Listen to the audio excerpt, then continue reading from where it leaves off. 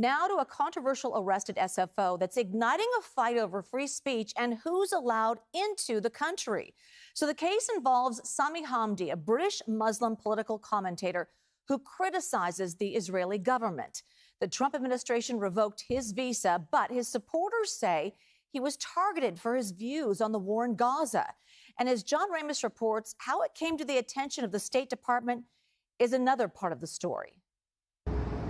The arrest of Sami Hamdi is raising questions about the limits of free speech when it comes to immigration policy, but it's also raising questions about the role of social media influencers in driving those policies. They're physically struggling to take Gaza.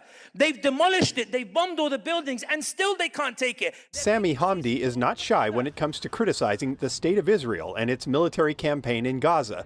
The British citizen is a frequent media commentator who was traveling on a visitor visa on a speaking tour of the U.S. He had just given a speech in Sacramento on Saturday night and was heading for another in Florida when ICE agents arrested him at SFO on Sunday morning. Rashad Nourzeh is executive director of the Council on American Islamic Relations, which sponsored the address in Sacramento. He's had a very consistent message, and that's why we brought him here. He's spoken very vocally against the Gaza genocide, and he's been calling on the Muslim community to continue engaging through political processes, through every legal measure, social media activism, protests, whatever it might be.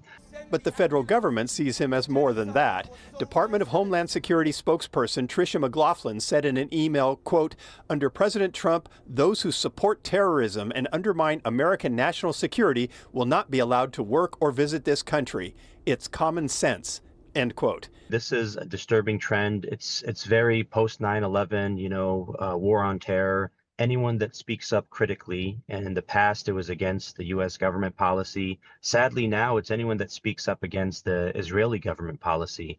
But at the end of her statement, McLaughlin added a link to social media influencer Amy Meck. Her real name is Amy Meckelberg, a right-wing commentator who's been railing against Hamdi's presence in this country, saying, quote, "Remove him, bar re-entry, and force the statute." Professor Bill Hing at the University of San Francisco says he is surprised at the amount of influence online posters may be having on State Department policy. The fact that the administration is listening to a critic of this gentleman who called up the Secretary of State and said, hey, this guy's causing trouble. He's criticizing Israel and our position with respect to the Gaza situation. That's unusual that one person can call and then get this big political machine moving in this direction. ICE says Hamdi's visa was revoked on Friday, so he was here illegally when they arrested him on Sunday.